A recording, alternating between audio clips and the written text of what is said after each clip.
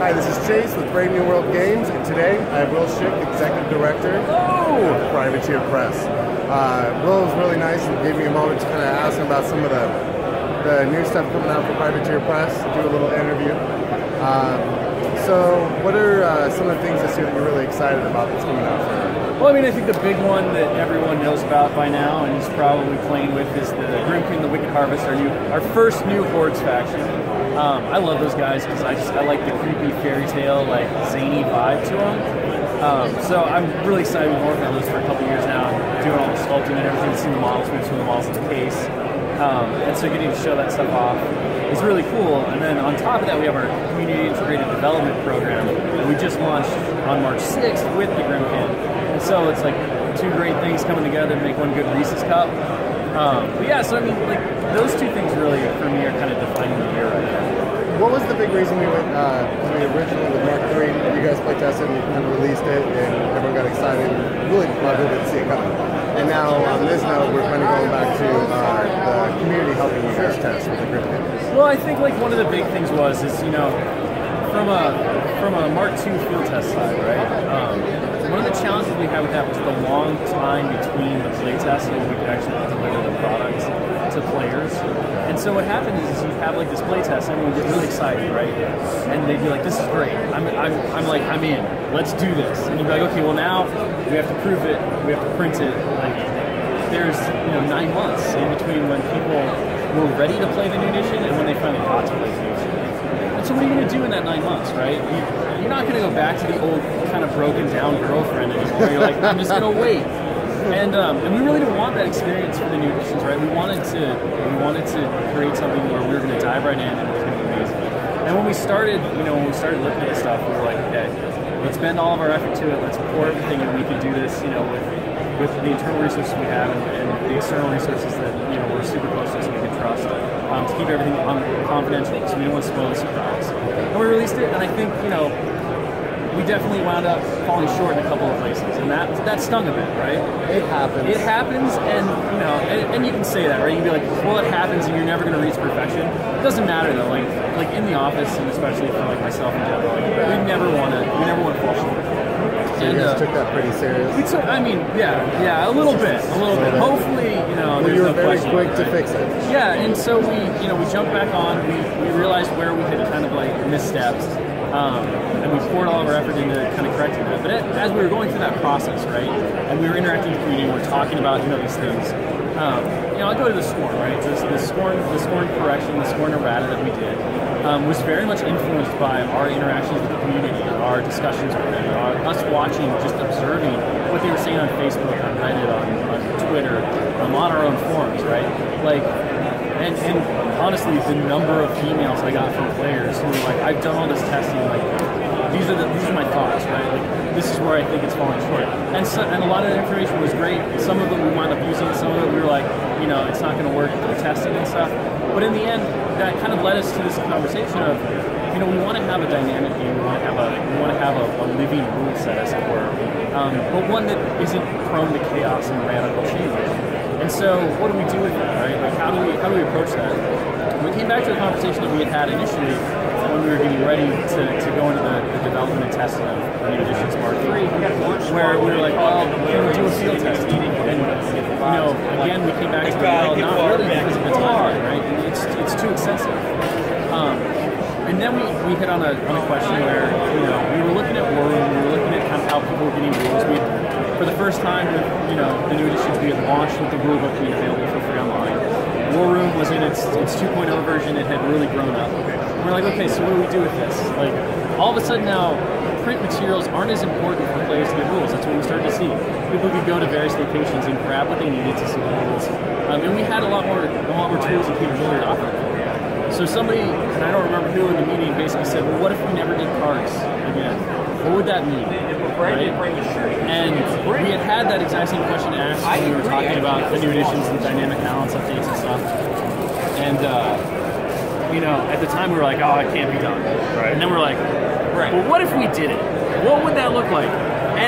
And all of a sudden, you know, once we started talking and we really started looking at all the different options we had and the ways that we could address the cards, and after we had seen what had happened with the erratas and how we had put out PDF cards to replace, you know, or to correct the ones that had been, you know, fixed in the various erratas, we were like, we can do that. Oh, I know. We can totally do this. And not only is it great because it lets us now test the community in a very short time span. So 4 months, you know, Grymkin right now, the CID is 4 months. Most of the cycles will be about 3 months.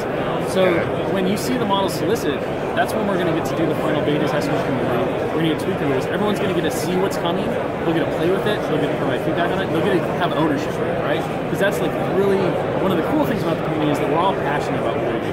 Everybody loves the game so much, and that a lot of like the frustration or even some of the internet rage that can happen, it all comes from a place of love, right? Like everybody wants this to be the best, and it's frustrating when it isn't. And so I think like getting to bring everybody together in this like really cool kind of think tank, so that they can see some of our process. We can rely on, you know, the skill and experience of like a worldwide community to give us feedback, and we can kind of grow the game together.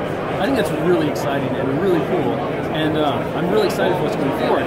But in the end, it took a lot of steps to get to the process to where we knew how we could potentially pull it off. That would be the best for everyone. We wouldn't leave people waiting, or let excitement wane, or to become kind of this chore of something where you're like, oh, I'm really excited for this. I guess in 2 years maybe I'll see it in a store, right? Like, fair enough. So a lot of what's been able to change too for you is the fact that you switched to the not needing the printing. Right. Yeah. Sorry, probably a better way to say it. But so we got rid of that, shortens the time, and now you guys can get the products out quicker, and at the same time it keeps that fluidness of the rules that you want. Yeah, I mean, you know, the ultimate goal always is to make something perfect out of the game, right? Yeah. But changes happen, and the games are going to continue to grow and evolve, and there's definitely going to be things that, even with the community, like globally now involved in everything, and all the plans we have, at some point, something's going to happen, and be like, this is going to be a great idea, and it's going to make the game so much better. But if we do it, it's going to blue screen it because of X, Y, and Z. And it's like, if we know that this thing is going to just make the experience better for everyone, then let's just fix X, Y, and Z so that they work with something new, right? And so I think, you know, you'll still see that kind of stuff, and that's really the core behind the dynamic balance updates, is we want to make sure that we're addressing things to always make that gaming experience, you know, the experience that you and I have across the table, the best it can be and the most fun it can be. And part of that is maintaining a stable environment, obviously, but also being willing and able to adapt and adjust when needed. And that's one thing you guys do. You guys adjust, and speaking of adjusting, how has the feedback from the CID on the game? I mean, it's been it's been phenomenal to kind of watch the conversations happen and to see the community, like several of the community members dive in. You know, we knew that people were going to be pretty excited to get their hands on stuff and to kind of get to work together. We always, you know, it's always a blast to work with the players, right? Many of us, in fact, nearly all of us now, have come as players in the Private Press, and so we have those connections, we have those ties, and the conversations have been amazing. Like from people just diving into figuring out how the trade test process works as best as it can, to discussing theories, to like watching people learn and explore what it means to be a tester, and to also just get to directly interact with them through dev talks and stuff like that, and to kind of pull back the curtain and be like, well, you know, one of my favorite conversations that just happened a couple weeks ago was the Dread Rot's Bagman ability. The developers were like, okay, here's what we've got. We know it isn't perfect, and we've been fighting with it forever. So what do you think? How do we fix this, right? And so this huge dialogue happened that would have never happened before. As players are throwing out ideas, they're counterpointing and discussing in this really great constructive environment where everybody's being genuine, everyone's being, you know, civil, and in the end, I think, you know, Bagman, that could have been a rule that everyone was like, it works, but it's missing something, now has the potential to be something where everyone's like, this nailed it, right? And that's what we want. We want people to look at it at the end of CID and be like, nailed it. Speaking of more of the dynamic stuff and the cool stuff coming down the road, how are we going to, what do we expect from the theme forces? Sure. So one of the things we talked about a lot leading up to the new editions and even after is kind of the new release schedule and the way we're approaching things, right? So in the past, we do these cool anthology books, they have stuff for everyone, but it was kind of willy-nilly, right? It was a lot of whatever sounded cool at the time. Maybe we were filling out a theme that had happened in the previous book, maybe we were setting up something that was going to come later, but they didn't necessarily have perfect cohesion. And a lot of the times that led to people being like, they really gravitated towards something, and other things would fall by the wayside a little bit until people figured out where their place was in the world.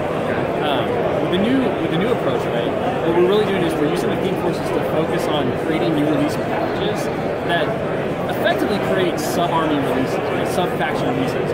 So the trenchers is a great example. That's going to be one of the first ones. Instead of just like having a couple of these trencher solos or maybe a new unit, right, we're taking that theme force and we're saying, here's the theme force. And now here's everything you need to run that theme force as a self-contained army. You don't need to worry about like not having mechanics because we have trencher mechanics. You don't have to worry about not having ranged firepower because we've got trencher long gunners, right? Like all of a sudden we've got these cool new things that all synergize together. And if you want to just piece them out and use them, like maybe trencher long gunners are cool to you and they work in your Stormlance army, do that, right? Like you can do that, but at the same time now every release is themed and has this like identity and this like core to it that I think makes one, the parts more compelling and also the whole more compelling, and really lets us dive into the world and do things that we never would do before. Like a good example of that is I mentioned trencher mechanics, right? Obviously they're mechanics. They fix jacks. They might do it a little differently and they might give better shots than like your gobbers who don't have guns. But you know, in the old system where it's just like take whatever you want, don't worry about theme, there's no reason to have two units of mechanics. Like they overlap. You're just gonna find the one that's better and you're gonna discard the one that's worse. In the trencher theme force, right, those trencher mechanics have an identity, even if the community at large decides gobber mechanics are the better buy for whatever reason, right? So always take them if you're not playing trenchers. If you want to play trenchers, you need the trencher mechanics, right? So they have a place and they have a role. And so that's allowed us to do some really crazy stuff, like for example, Man-of-War battle engines. It's pretty wild. Like, these battle engines are crazy. I'm getting a little excited right now. Keep talking. Like they bring some heavy firepower, but at the same time, you know, in the past, if we looked at it, it would have been really hard to differentiate them from the gun carriers necessarily, because they do some similar stuff. You know, they knock you down when they hit you with their big old horses and stomp you into the mud, and they shoot you with big guns. So being able to kind of partition those out, we were able to create things that made sense within the theme, and we also didn't have to worry necessarily about stepping on the toes of something else, because everything has a place, everything has a reason. I actually really like that because I like the theme. You know, there was times where I'm playing, I'm a Signar player. I was also really excited when I heard about the trencher theme. So, you know, when you're playing and you're bringing out a mechanic, I love the Stormblades, but and I love my Stormlances, but I love them in with that, and it doesn't. You know, sometimes my theme doesn't feel right when it's on the table. So now I can actually play that without feeling like maybe I'm at a disadvantage. Right, you're leaving something out because you don't want to take it. So now you're hitting just as good of gameplay while also getting that theme feel. I mean, we've gotten some really cool stuff, right? Like, you know, one of the cool examples that's coming up is there's a new Crix pirate unit for the Pirates of the Shard Islands theme force. And like they're living pirates, right? And, and they're gross. They're gonna be people are gonna really enjoy them. But again, it's like one of those things where it could be like, well, you have Sea Dog pirates, just take those. And it's like, you can, but let's make Shard pirates, because they're going to be slightly different. They're going to do different things. And so, you know, again, those are things that would never come out if we hadn't really gone down this path and been able to explore this. That makes a lot more sense with theme forces, because there had been talk about how, why do you ever not play theme forces? Right. Because of the benefits.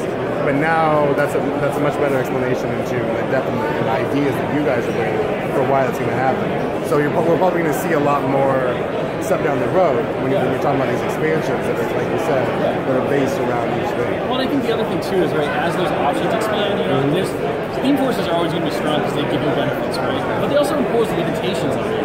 And as the offerings expand, as you start to see like things like trench mechanics or Man-of-War battle engines, and they start to add more to the vanilla armies, basically, all of a sudden where you're like, well, I can't craft the perfect vanilla army to fight the theme force based on its benefits. As the options expand and you see more things that kind of overlap but do things differently, you're going to be able to really min-max the best vanilla army and I think make up in a lot of ways for the benefits that you might be leaving on the table because of the theme force. We talked a lot about ownership. Is there anything you guys have working that you're really excited about that's not there's one thing that's coming and we're going to be announcing it more in the summer, probably a little closer to the summer. Technically, it's kind of cheating because it's still War Machine and Hordes, but it's a new way to play War Machine and Hordes that uses the core system that I'm really excited about. I can't say much more than that. Bigger, smaller? It's smaller. Okay. It's smaller. And something we talked about we kind of talked about at the front end of the new editions and how we were going to really dive in this edition and explore different expressions of the game that were the same. And the first one of those is going to be coming in fall this year, and so we're going to be releasing a lot more information about it soon. But it's really cool. And for folks who happened to play the seasonal league, I think last year, 2 years ago, they will instantly recognize some of the stuff that's coming out in that thing. So a lot of exciting stuff. We're really jazzed about it. We're starting to play it heavily around the office. So we're having a lot of fun. That's awesome. Well, I know you gotta get going. Absolutely. You get a little busy. I know. Some stuff going on. Got people to talk to. Is there anything else you want to add before we you know, honestly, I just want to say thank you to everyone who's listening and watching for being part of this awesome community. Get into those stores, playing events, playing tournaments, come to conventions. We got Lock and Load going on, we got Gen Con. We love to see everybody and get to play games when we can. So thank you again for playing games. I hope to see you at the next one. Thank you. This is Will. I'm Chase. Have a great day.